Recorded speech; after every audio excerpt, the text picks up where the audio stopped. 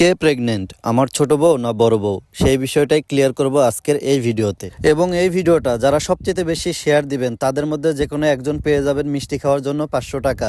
তো দেরি না করে আমাদের পেজটা ফলো দেন, এই ভিডিওতে একটা লাইক দেন, সুন্দর একটা কমেন্ট করে ইচ্ছামতো শেয়ার করে যান আপনাদের বন্ধুবান্ধব এবং ফেসবুকে আপনাদের হোম পেজে এবং মেসেঞ্জার হোয়াটসঅ্যাপে সবখানে শেয়ার করে দেন এবং যে কোনো একজন জিতে নেন 500 টাকা মিষ্টি খাওয়ার জন্য। এবং যাকে আমরা টাকাটা দেবো অবশ্যই তার প্রোফাইলটা আনলক থাকা লাগবে, যেহেতু তার সাথে আমরা যোগাযোগ করব এবং আমাদের সাথে সরাসরি কথা বলতে পারবে এবং সেই সাথে আমাদের কাছ থেকে মিষ্টি খাওয়ার টাকা নিতে পারবে। আর ভিডিওটা কিন্তু স্কিপ না করে পুরোপুরি দেখতে হবে, কারণ আমি কখন আমার কোন বউ প্রেগনেন্ট এটা বলবো সেটা কিন্তু কেউ জানে না। আমি মাঝখানেও বলতে পারি, শেষের দিকেও বলতে পারি, যে কোনো এক সময় বুঝে আমি বলে দেবো যে আমার কোন বউ প্রেগনেন্ট। এই জন্য ভিডিওটা একটুও টানা যাবে না, স্কিপ করা যাবে না, সবাই পুরোপুরি দেখবেন ইনশাল্লাহ। আজকের ভিডিও দেখলে আপনাদের ভিতরে যে কৌতূহলটা ছিল সেটা কেটে যেতে পারে, কারণ অনেকেই জানার শখ, অনেকেই মেসেজ দিচ্ছেন আমাদেরকে, ইনবক্স করছেন এবং অনেকেই শুধু কমেন্ট করেন যে কোন আপু প্রেগনেন্ট বলেন না কেন।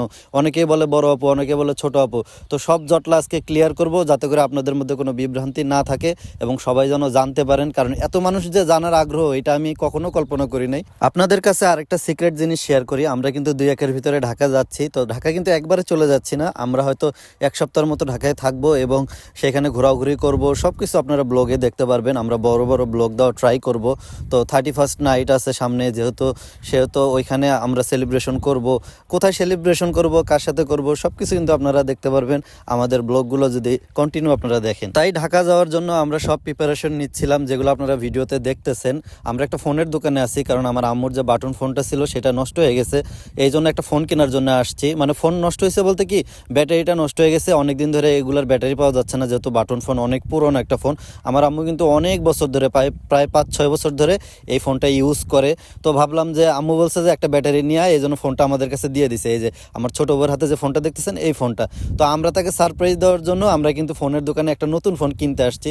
তো অনেকেই কমেন্ট করবেন যে ভাই বাটন ফোন কেন কিনে দিতেছেন, টাচ ফোন কেন দিতেছেন না।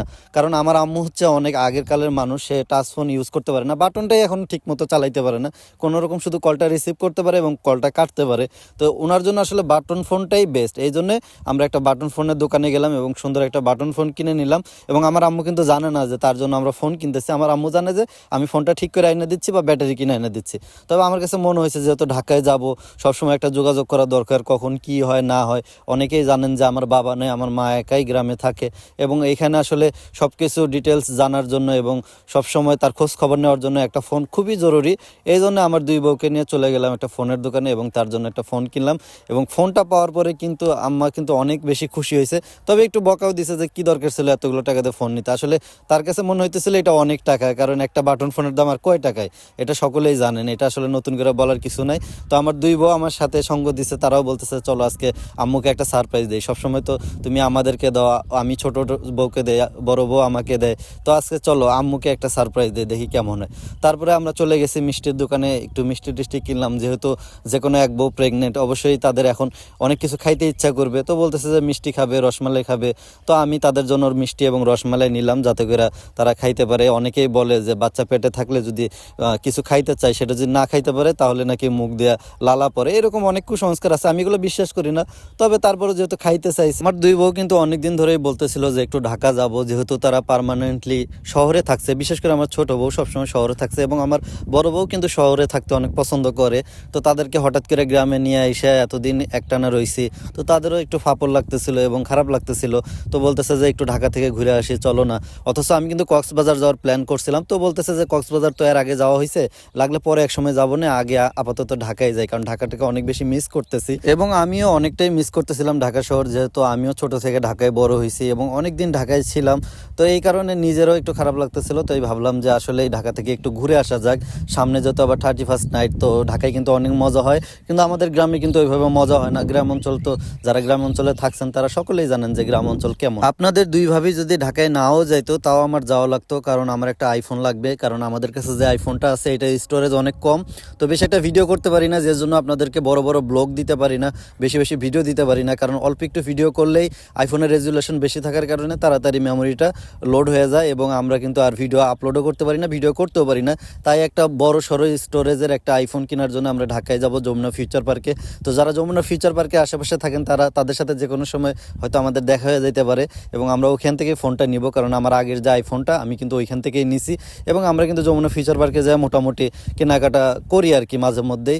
তো আপনাদের সাথে অনেকের সাথে হয়তো দেখা হয়ে যাবে, এইটাও একটা বড় কারণ ঢাকায় যাওয়ার। তো ভাবলাম যেহেতু আমি ঢাকায় যাওয়াই লাগবে, তো ফোন একটা কেনাই লাগবে, তো আপনার দুই ভাবিকেও নিয়ে যায়, ওরাও যেহেতু বায়না করতেছে, এই জন্য ঢাকা যাওয়ার প্রিপারেশন চলতেছে আমাদের। ঢাকা যাওয়ার যেহেতু প্রিপারেশনের কথা বললাম, তবে আরেকটা কথা আপনাদের কাছে শেয়ার করি, এটা আমার খুবই দুঃখজনক একটা কথা। সেটা হচ্ছে আমার দুই বউকে কিন্তু আমি ঈদ ছাড়া কখনো জামা কাপড় কিনে দিতে পারি নাই। এটা আমার কাছে খুবই খারাপ লাগতো, মানে খুবই কম সময় জামা কাপড় কিনে দিতে পারতাম। তবে আল্লাহর রহমতে এবং আপনাদের দোয়া এবং ভালোবাসায় এখন কিন্তু আমি আমার দুই বউকে মাঝে মধ্যে শপিংয়ে নিয়ে যাই, শপিং করে দেই। আসলে শপিং জিনিসটা মেয়েদের খুব, এটা হচ্ছে মেয়েদের খুব আবেগের একটা বিষয়। তারা শপিং করতে খুব বেশি ভালোবাসে, কাপড় চোপড় কসমেটিক্স কিনতে। কিন্তু আসলে সবার তো এরকম সামর্থ্য হয় না, একটা সময় আমারও ছিল না, আলহামদুলিল্লাহ এখন অনেক সামর্থ্য আছে, তাদেরকে নিয়ে শপিং করে এবং তারাও অনেক হ্যাপি। তো এই বিষয়গুলো আসলে সব কিছু হয়েছে আপনাদের মাধ্যমে। আপনারা যদি এইভাবে আমাদেরকে ভালোবাসা না দিতেন, যারা ভালোবাসা দিচ্ছেন তাদের কারণেও হয়েছে, যারা ঘৃণা করছেন তাদের কারণেও হয়েছে।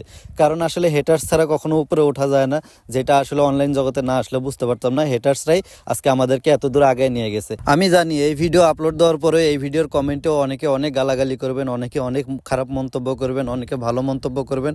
আসলে এগুলার আমরা পরোয়া করি না, যদি পরোয়া করতাম তাহলে হয়তো এই পর্যন্ত আসতে পারতাম না। ইনশাল্লাহ সামনে আর পরোয়া করবো না। যারা এগুলো বলে শুধুই বলে, এবং আগে যখন আমি অল্প টাকা ইনকাম করছি হালালভাবে তখনও আমাকে মানুষ নাপিত বইলা বকা দিছে। আজকে যখন ভিডিও করি এখনও বকাবকি করে। তো এগুলো আসলে গায়ে লাগানোর কিছুই না, কারণ মানুষ এগুলো বলবেই। মানুষের ভালো দেখতে পারে না। আপনি যে পথেই যান না কেন, আপনি যদি হজও করে আসেন তারপরেও মানুষ খারাপ বলবে যে 2 দিন আগে ও কি করছে, এখন গেছে হজে হাজিগিরি দেখাইতে। তো মানুষের মন কখনো ভরাইতে পারবেন না। এই জন্য আসলে এগুলো কথা প্রথম দিকে গায়ে লাগলেও এখন আর লাগে না। কারণ কিভাবে গায়ে লাগাবো আপনারাই বলেন। কারণ যখন আমি কম টাকা ইনকাম করতাম তখন মানুষের বিহেভ দেখছি, আজকে যখন বেশি টাকা ইনকাম করি আজকেও কিন্তু মানুষের বিহেভ দেখছি। আসলে টাকা না থাকলে পুরুষ মানুষের সমাজে তেমন কোনো দাম নাই, যেটা আমি সমাজ থেকে অনেক বড় একটা শিক্ষা পাইছি।